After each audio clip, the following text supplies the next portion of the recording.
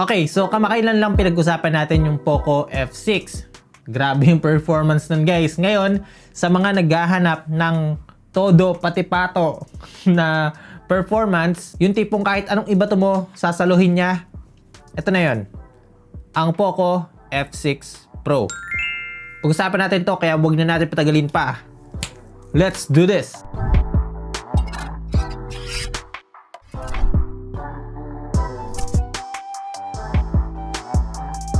What's up guys? Ako nga pala si Poy and welcome back sa channel. So pag-usapan natin agad yung presyo ditong Poco F6 Pro. So meron tayong tatlong variant dito sa atin. Meron tayong 12, 256, 26,999 pesos yon.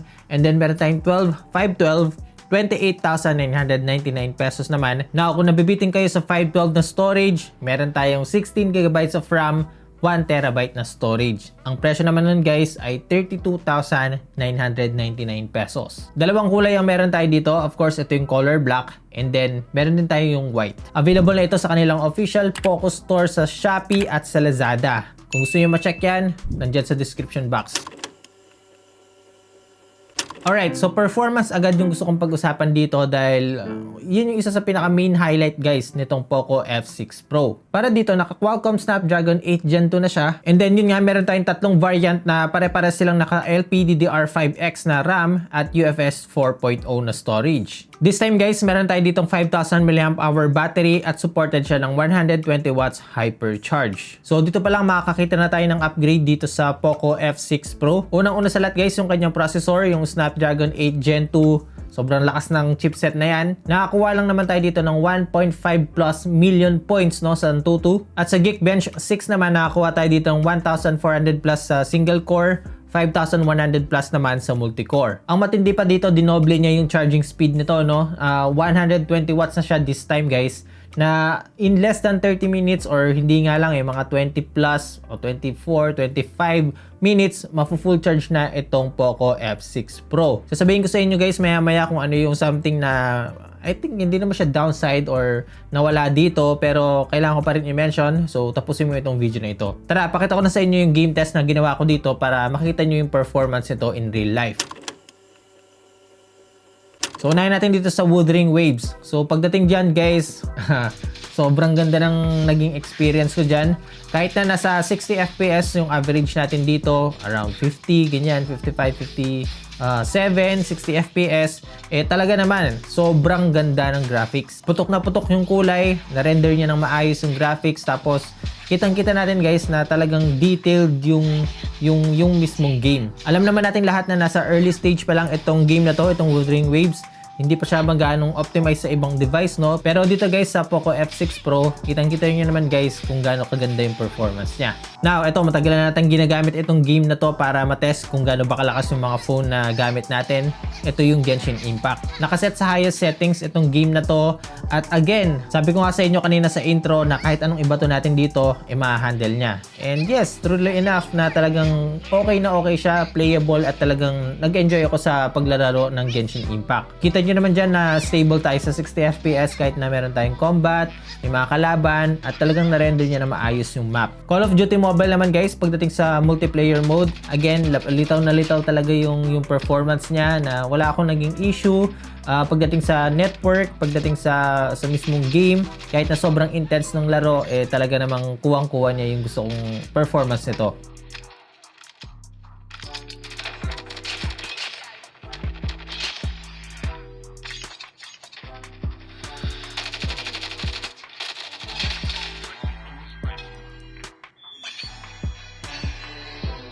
Next naman itong COD Warzone. Ito guys, alam naman natin lahat na mabigat itong game na to, no? Pero as you can see dyan sa gameplay ko na Battle Royale mode, kahit sobrang fast-paced ng game na yan, kitang-kita nyo naman dyan guys, kahit na hindi ako mag-explain sa inyo dito, makikita nyo naman dyan sa gameplay ko na talagang kaya niyang i-manage. Alam naman natin lahat guys na hindi pa masyadong optimize yung graphics nitong COD Warzone, no, sa mobile.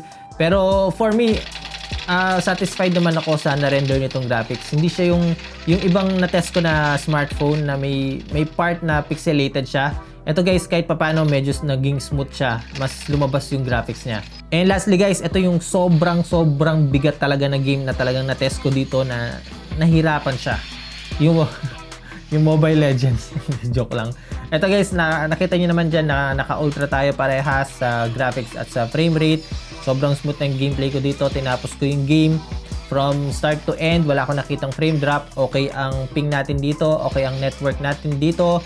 Naka-green light. Everything is smooth guys. Pati sa graphics, pati sa mismong gameplay, sa mga clash, wala akong nakitang problema.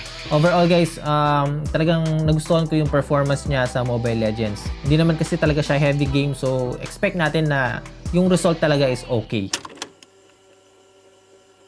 So pagdating sa overall performance nitong Poco F6 Pro, hindi kayo mabibigo talaga. So kahit na anong ilagay natin na games, mapa-emulator, or alam niyo yon, yung mga mabibigat na games tulad nga ng COD Warzone or ng Wuthering Waves, kayang-kaya nito nang walang kahirap-hirap. Pero syempre guys, hindi ko nabanggit kanina na nag-init itong phone na to. Hindi ko naman sinabing sobrang perfect na nitong phone na to. So lalo na guys sa COD Warzone, dun siya talaga nag-init, tsaka sa Wuthering Waves. Next naman is naka Xiaomi Hyper OS na to. Very smooth yung performance niya pagdating sa pag-navigate sa home screen nito, animation, transition, okay siya. Sa pagko-customize ng theme na gusto natin, wala akong nakitang problema. The only thing na talagang mapapansin natin dito ay meron pa rin talaga siyang mga naka-pre-installed na games, mga application na sayang talaga, no, na dapat maganda sana kung out of the box malinis na siya. Pero anyway, pwede pa rin naman natin silang mabura. Pero yun nga, mas okay din talaga kung pagkabukas natin ng phone, pag boot up niya, sobrang linis. Next, sobrang ganda ng speaker nito guys. So naka dual stereo speaker tayo dito at hindi bitin yung audio quality niya para sa akin. Meron siyang maririnig mo yung bass.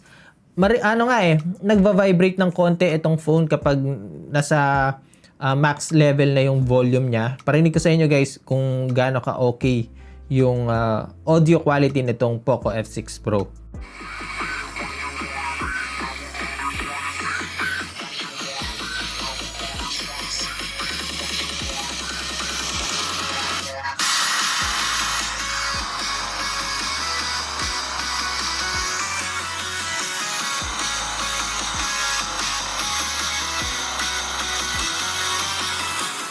Diba? Narinig nyo naman. Para sa akin guys, okay talaga yung audio quality ng speaker nito. Yun nga lang, medyo bitin ako ng konti sa volume niya.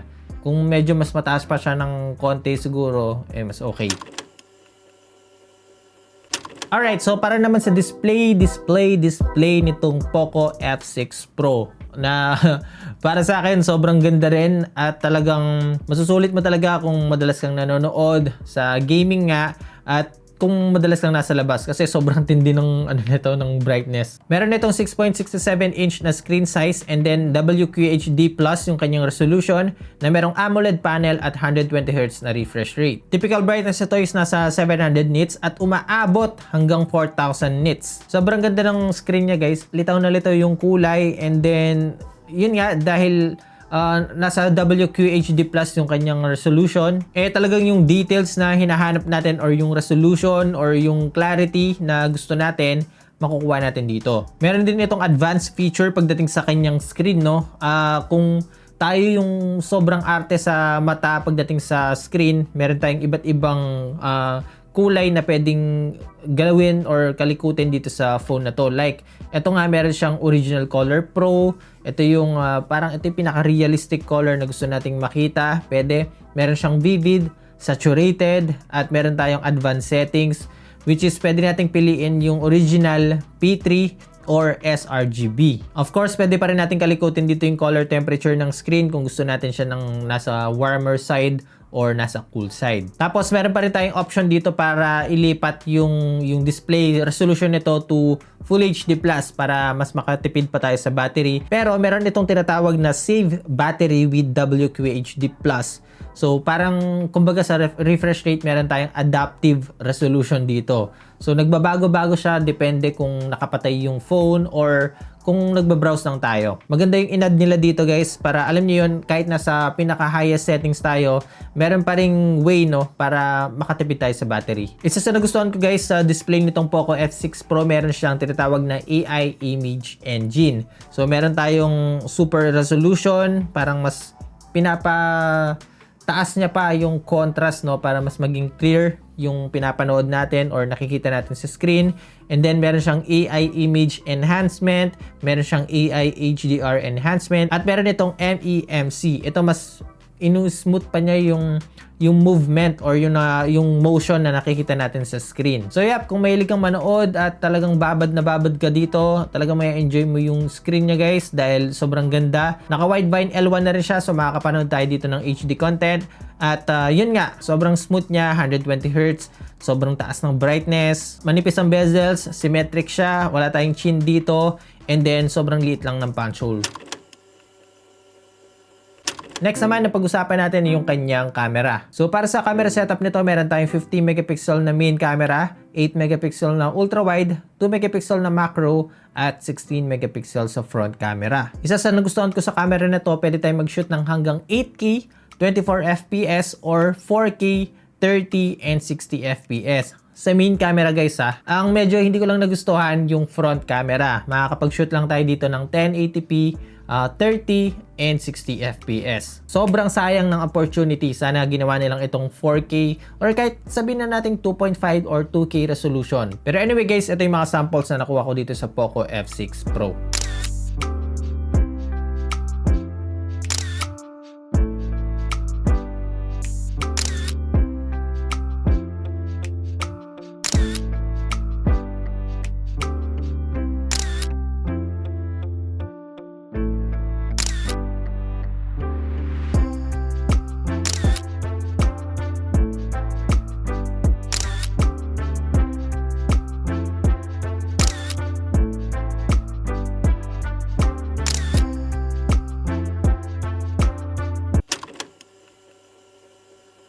And that's it guys for today's video. Yun na po ang Poco F6 Pro. Sobrang tindi ng phone na to na alam niyo yun, isipin niyo yung 1 terabyte nasa 30,000 pesos lang. Speaking of storage pala no guys, wala tayo ditong lagayan ng micro SD card, dalawang nano SIM card lang. So, mag-decide ka kung alin yung variant na swak para sa'yo, yung bang 256, 512, or yung 1 terabyte. May option naman tayo guys. Pero kung ikaw yung tipo ng tao na sobrang dami ng dinadownload na games or apps, tapos mahilig ka pang mag-picture at mag-video, siguro isagad-sagad mo na ng 1 terabyte kasi konti lang naman yung difference nila doon sa 512. Nga pala guys, mention ko pala bago tayo magtapos, sobrang na-appreciate ko yung design ngayon nitong Poco F6 Pro. Alam niyo yun, sobrang premium niya, hindi lang sa looks maging sa feels. Kasi guys, metal na guys yung frame nitong Poco F6 Pro kasi meron siyang antenna band. And then, meron tayong slight curve back panel pero medyo flat pa rin siya. Yung pinaka nagustuhan ko talaga dito ay yung texture ng back panel niya. Very smooth, matte finish siya, at yung pattern no ng design nitong phone na to. Very stealthy look in a way na aesthetic yung dating eh. Tapos nagkaroon pa ito ng accent dito sa kanyang camera module. Meron siyang gold accent sa mismong mga camera. Tapos meron siyang glossy finish sa may module niya nga. Yun nga, nagbigay siya ng accent, and then ang nagustuhan ko pa dito, matte finish din yung frame niya na sobrang sarap hawakan. Wala tayong smudges or fingerprint na makikita dito. So, yun lang naman para sa akin, one of the best design ito ng Poco phone na kumbaga nag-mature yung pagkaka-design niya na very simple lang pero ang lakas ng dating.